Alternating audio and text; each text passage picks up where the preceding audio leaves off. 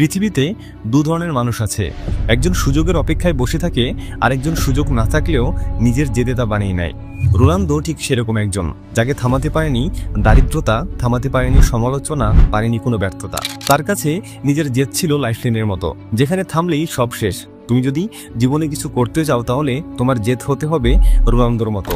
পৃথিবী তোমার পথে হাজারো দেয়াল তুলবে, কিন্তু তোমার জেদ যদি সত্যিকারের হয় তাহলে দেয়াল ভাঙবে, পথ খুলবে, আর সাফল্য তোমার সামনে নত হবে। রোনালদো প্রতিবার জোরে নয়, জেদের জোরে আজ কিংবদন্তি।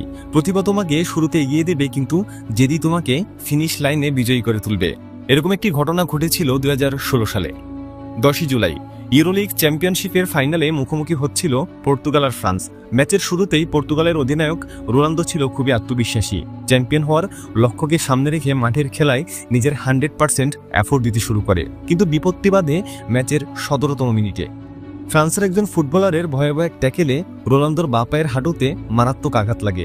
সাথে সাথেই সে মাটিতে লুটিয়ে পড়ে এবং ব্যথায় কাতরাতে শুরু করে। কিন্তু রোনালদো সহজে হাল ছাড়ার মানুষ নয়। ফিজিওদের সাহায্যে উঠে দাঁড়ান এবং ইনজুরি হওয়া পা নিয়ে আবারও খেলতে শুরু করেন। কিন্তু সময়ের সাথে সাথে ব্যথা বাড়তে শুরু করে। অবশেষে অসহনীয় ব্যথা সহ্য করতে না পেরে ম্যাচের 25তম মিনিটে সে মাঠের বাইরে চলে যায়। একবার নয়, বেশ কয়েকবার সে মাঠে নামতে চেয়েছিল, কারণ রোনালদো জানতো পুরো দেশবাসীর স্বপ্ন এখন তাদের হাতে এবং সেই স্বপ্ন পূরণ করার দায়িত্বটাও তাদের। তবে ম্যাচের 29তম মিনিটে যখন স্পষ্ট হয়ে গেল যে রোনালদো আর খেলতে পারবে না, তখন সে কাঁদতে কাঁদতে মাঠ ছাড়ে। একজন ফুটবলারের জন্য এটি বোধহয় সবচেয়ে কষ্টদায়ক মুহূর্ত, যখন তার দেশের সবচেয়ে গুরুত্বপূর্ণ ম্যাচে সে মাঠে থাকতে পারে না। তবে কেই বা জানতো এখানেই গল্পের শেষ নয়, বরং এখান থেকেই শুরু হবে এক রূপকথার গল্প। সবে যখন ধরে নিয়েছিল রোনালদোর ভূমিকা শেষ, তখনই সে নিজেকে আত্মপ্রকাশ করলো ভিন্ন এক রূপে। পুরো ম্যাচের সাইডলাইনে দাঁড়িয়ে একজন কোচের মতো দলকে নেতৃত্ব দিতে শুরু করে। পর্তুগালের কোচের পাশে দাঁড়িয়ে হাত নেড়ে চিৎকার করে প্লেয়ারদের মোটিভেট করতে থাকে। অবশেষে 109তম মিনিটে শক্তিশালী ফ্রান্সের বিরুদ্ধে পর্তুগাল গোল করে বসল।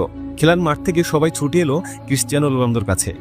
শেষবাসী বাজতেই রোনালদো হাঁটু গেড়ে বসে পড়ে। তার নেতৃত্ব, আত্মত্যাগ এবং অবিশ্বাস্য মানসিক শক্তি পর্তুগালকে তাদের প্রথম আন্তর্জাতিক শিরোপা এনে দেয়।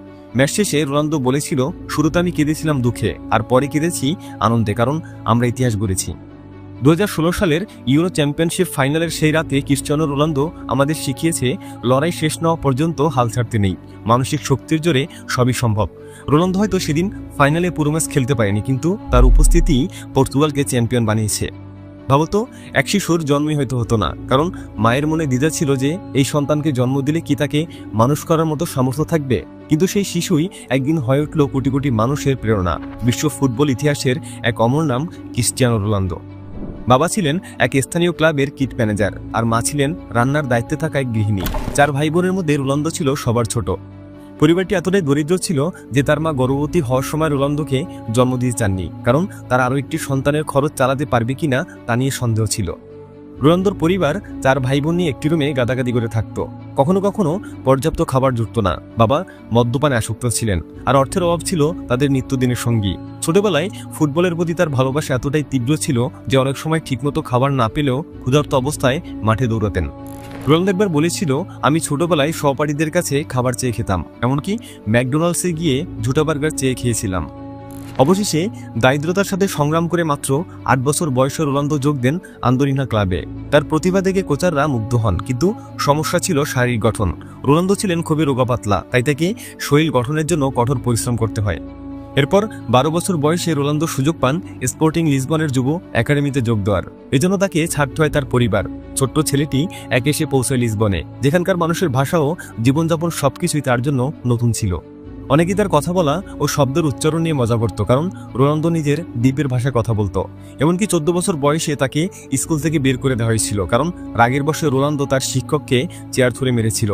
তবে এগুলো কিছুই তার মনোবলে ব্যাঘাত ঘটাতে পারেনি, বরং দিনে দিনে রোনালদো নিজেকে কঠিনভাবে প্রস্তুত করে তুলেছিল।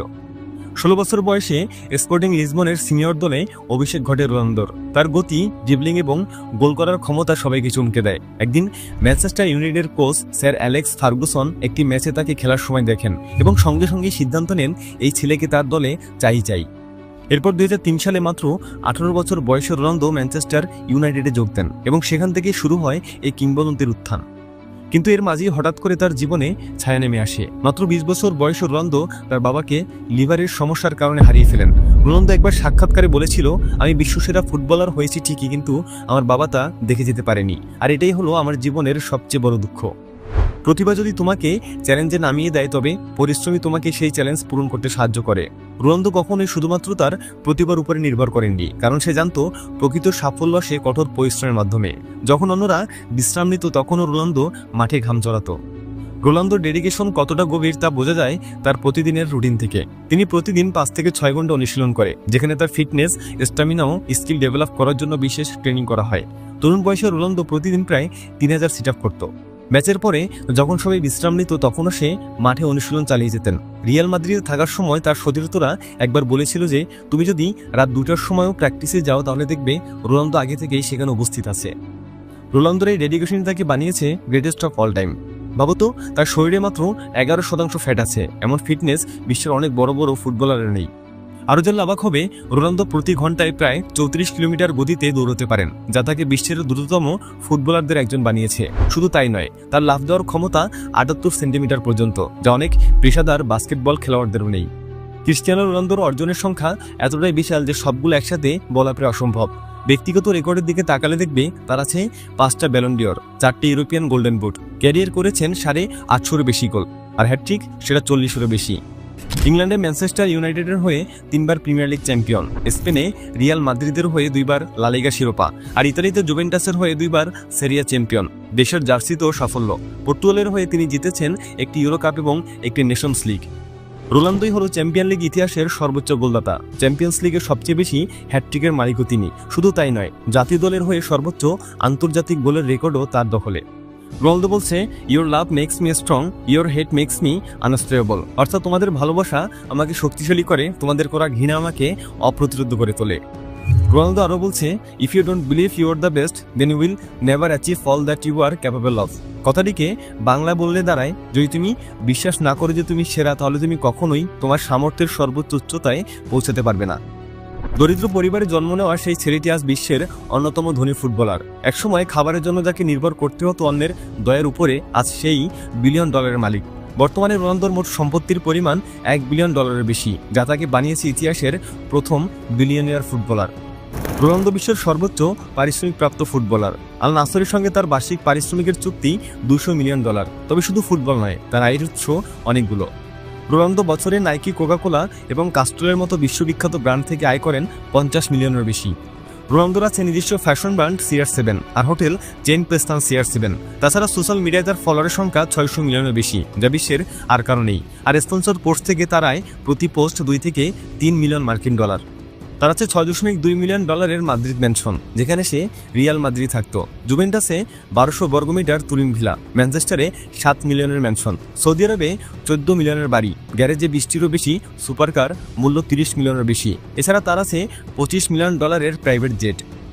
রোনালদো বলে, যদি তোমার প্রতিভা থাকে কিন্তু কঠোর পরিশ্রম না করো, তবে তুমি কখনোই সফল হতে পারবে না। অন্যদিকে যদি তোমার প্রতিভা কমও থাকে কিন্তু কঠোর পরিশ্রম করতে পারো, তাহলে তুমি সবকিছু অর্জন করতে পারবে।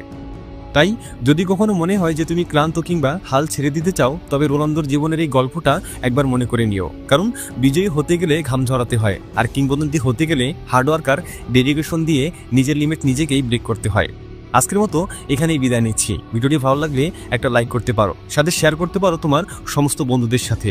দেখা হচ্ছে পরবর্তী ভিডিওতে। ততক্ষণ পর্যন্ত সাবস্ক্রাইব করে নগর বাইস্কোপের সাথেই থাকো। Thanks for watching.